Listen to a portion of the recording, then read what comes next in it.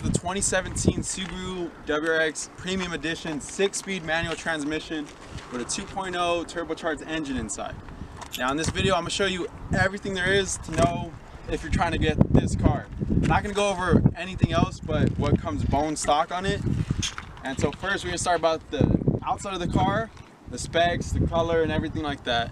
Second, we're going to go inside the car, talk about the insides, the trunk space, the engine a little bit. And third, we're going to go for a little drive, right?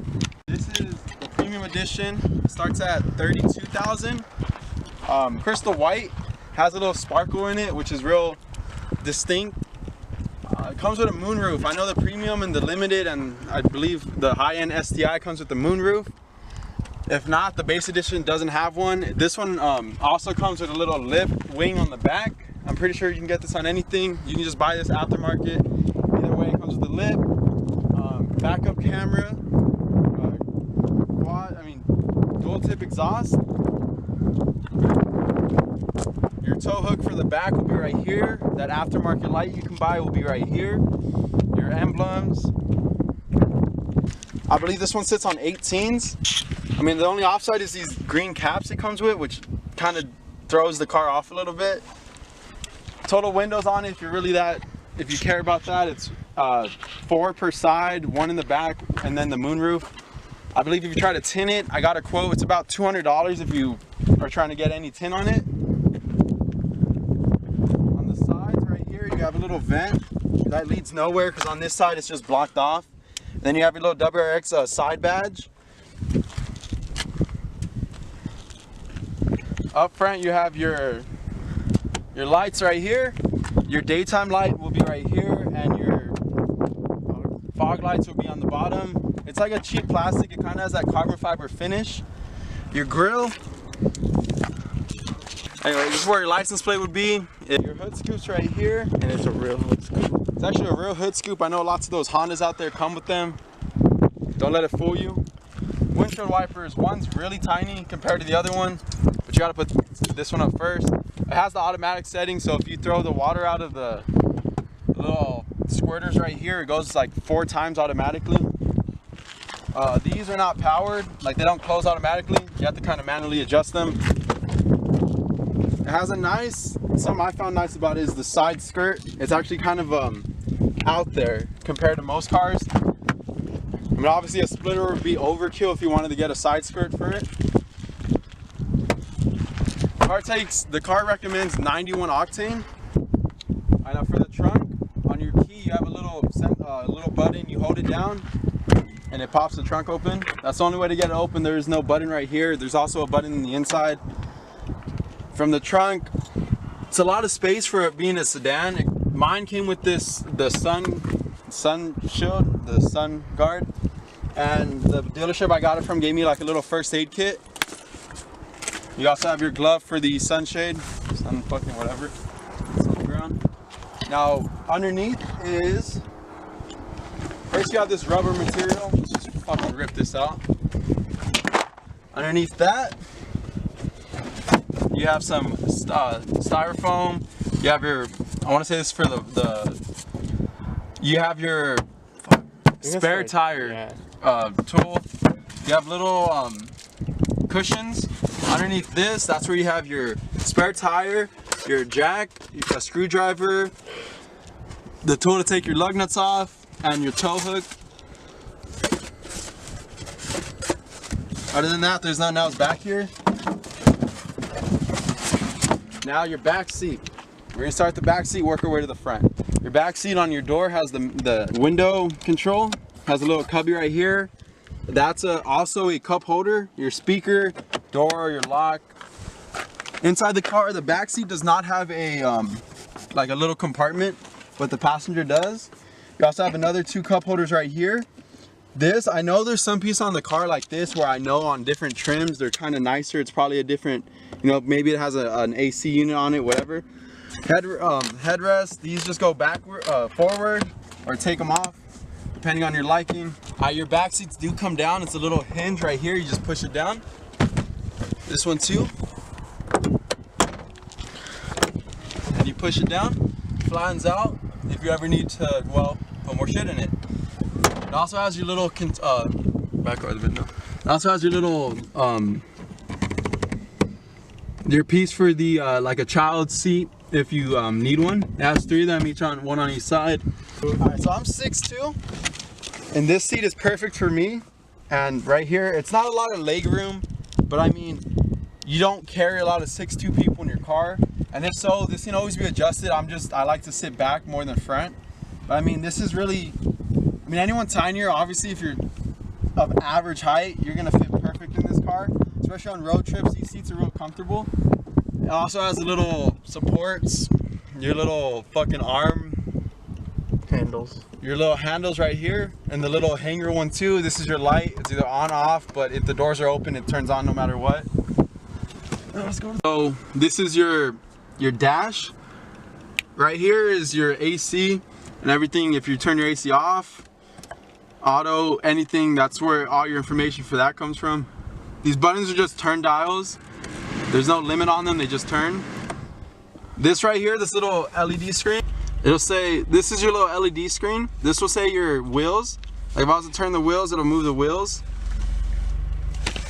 And then it also says the temperature outside. Your miles per gallon. It says your miles per gallon too. Your MPG when you're driving and the time. And then next one is just your average MPG, your acceleration, like if I gas it, it'll start. Your boost gauge. This is just like a setting, like if you want to hold it down, it gives you other, in a way, like options. Your clock, and then your average. And then this right here is just how good you're driving, like per trip. So if I was to drive like 20 minutes, it'll show me everything I did in those 20 minutes, like either good MPG or bad MPG. Like right now, because I revved it and it's at an idle, it's just terrible. Passenger airbags right there. These are your hazards. This is that button I was pressing this entire time. These are your controls for AC. So right here is your screen. Now, you have your audio, you can make phone calls. If you're on Bluetooth, it'll pick up, you can pick up your phone from right here. You have your settings. Within your settings, just settings, your Bluetooth settings, your music, your display, like your brightness and whatnot, and your cache. Your apps, you just have Starlink, AHA, and Pandora. I don't have any of those hooked up but the Starlink, but that's another thing your dealership has to send you if you buy the car. It shows also right here that you're connected through Bluetooth, the battery life on your phone, and your signal on your phone. If you go to audio, source, you'll have AM, FM, Sirius FM, the disc, Pandora, AHA, USB, aux, and your BT, your Bluetooth audio. That's the one I'm using. Now, from that, go right here. From that, you can change your music from the steering wheel using this, and it'll change the songs. It's a little lag, but I mean, it is Bluetooth and technology. In your middle is your mute button or your pause. Your volume's up right here. And then also on here, you can do the same thing from your phone. Switching your songs will switch it right here. And that's it. Your next track, you can do the same thing. If you wanted to switch songs on your phone, you can just switch it right here, go back. Your home or app button. When you turn on your car, it'll take some time to connect to your device. But then you press your middle button, turns everything off. Like I said, down here is your AC controls. Auto, off. I'm not really smartest on this shit, but that's it. So this is your 6-speed transmission, your shifter. Obviously you can take the knob off, get a custom one if you want to, or your reverse lockout. People customize that too. But it goes 1, 2, 3, 4, 5, 6, and then reverse, it's up all the way to the side. And then neutral's out in the middle. Right here, it's a little cubby you can't see because the camera's out of focus. It has your little cigarette lighter inside. A little cubby, you can hold your phone in there perfectly. And it also has a little light at night. Let me go back up here. At nighttime when you drive, or when I turn on the lights, I don't know if it's gonna show.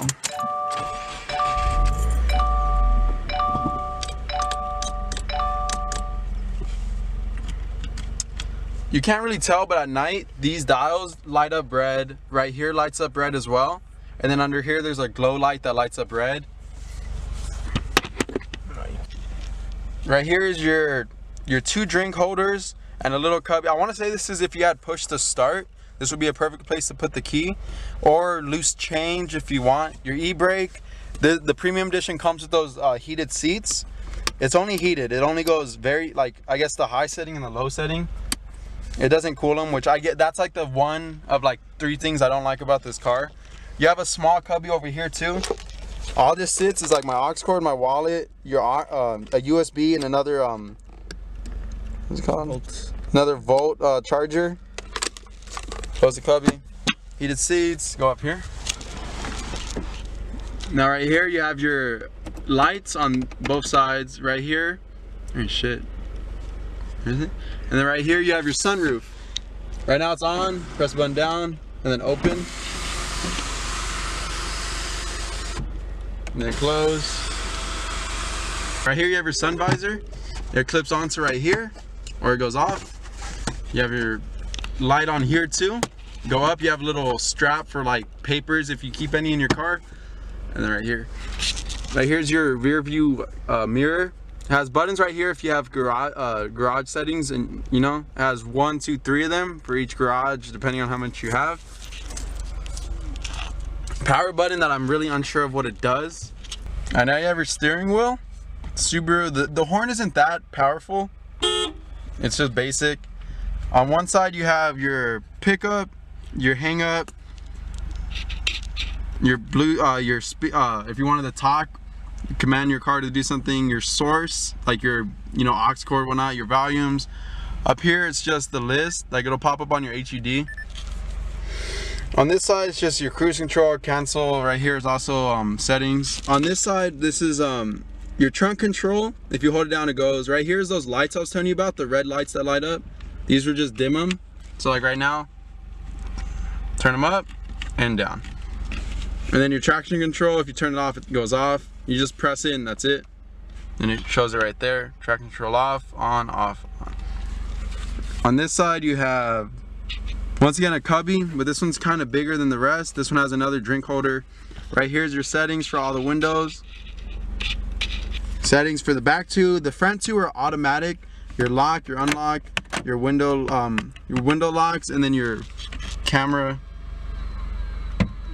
Oh. All right. Other than that, your heads-up display.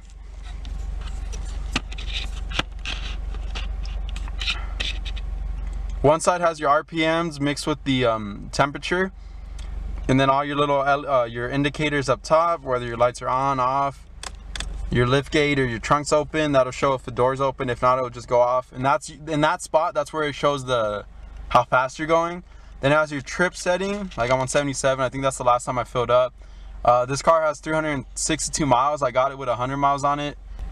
On this side's your miles per hour, and then on the bottom's your gas, your fuel gauge. And then this button right here just changes the trips, so it'll show, like, you know, whatever. It just shows 2. Your hood latch will be down here, and it also has this, like, I know it's not real carbon fiber, but it's kind of like a trim they put on it. Another AC unit, another air conditioner. It's a trim that goes from right here all the way to this side. Your glove compartment just has the book in it. There you go. Your hood, the latch is somewhere in the middle. It's like a little pulley you just pull to the side, right here. It has the say 2.0 boxer engine DRT. Your batteries right here, all your little oils and your gauge. Which is unique is that the oil filter is on top, which is something I never had on the car. If you're trying to look at the turbo, it's underneath the car. I've been trying to find it for days now, and I know it's somewhere in this area. It's somewhere on the bottom over here, but you'd have to lift the car if you wanted to see it and take shit off, because it has on the bottom it has a plate that goes. Right here is another your air intake for your air radiator. And that's it. There's nothing crazy about the car. I have yet to do anything to this car, so nothing's real crazy about it. And that's your engine. If you really want to know, there's nothing insane about the engine. It's just a flat 4-cylinder with a turbo on it, which makes some good power if you need it. And that's pretty much it for the engine. I mean, anything else you really want to know, there's always that SUBARU.com that has every spec you want to know about the engine, about every little thing that comes into it. So let's go for a drive. Now the drive. Now it's really responsive, especially because the all-wheel drive factor in it. It gets you there. You can zoom around corners real fast, and your car will always be there. You know, I know in most cars you're skirt out, or like I had a Civic. I come from a Civic, so it's really a game changer coming from this car.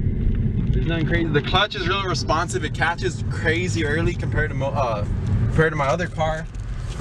Your shifts, I mean, a lot of people like to shift around the 4,000 RPM mark. I like doing it before, obviously, because I'm still in the braking period. But I mean, anything else, like your turbo kicks in usually around 3,000 to 4,000, and you'll hear it spool up, which is like that sound is incredible. Things I don't like about the car, one is that the seats are only heated. It's not cooled seats, it's just heated. Two is that it's not push to start.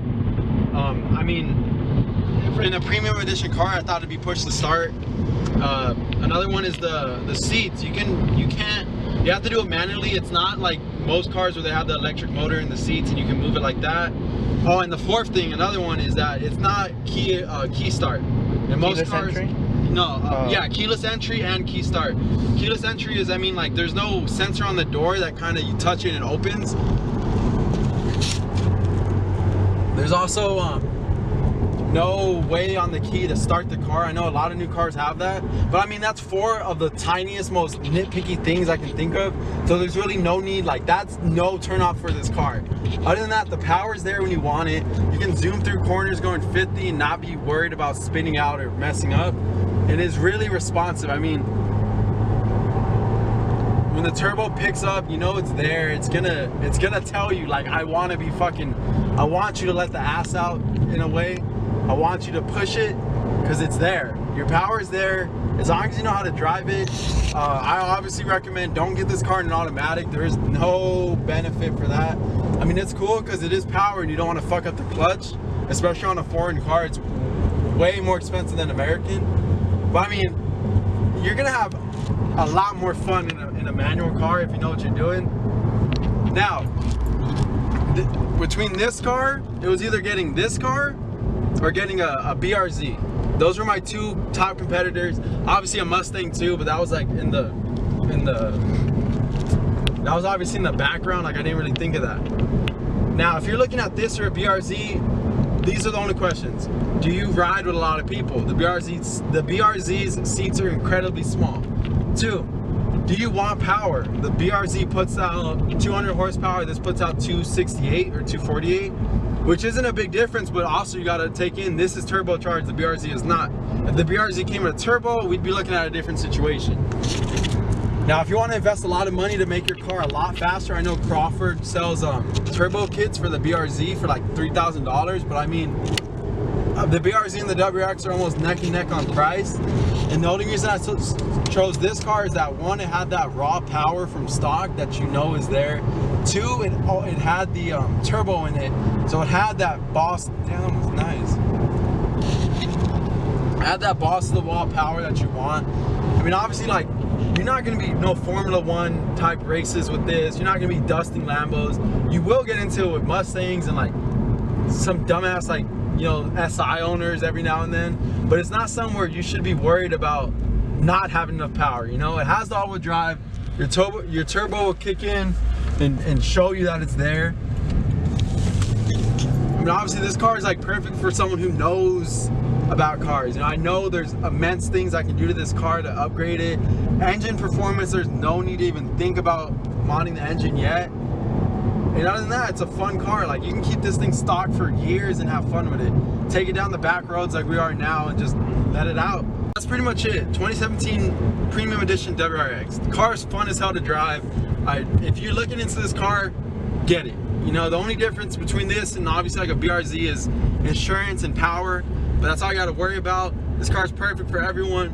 If you guys really want to follow the build, I'm going to be posting a lot of videos onto this channel about the car, about little mods I'm going to do to it, you know, mod videos. And that's pretty much it. I hope you guys enjoyed it, learned a thing or two. If I missed anything, feel free to comment.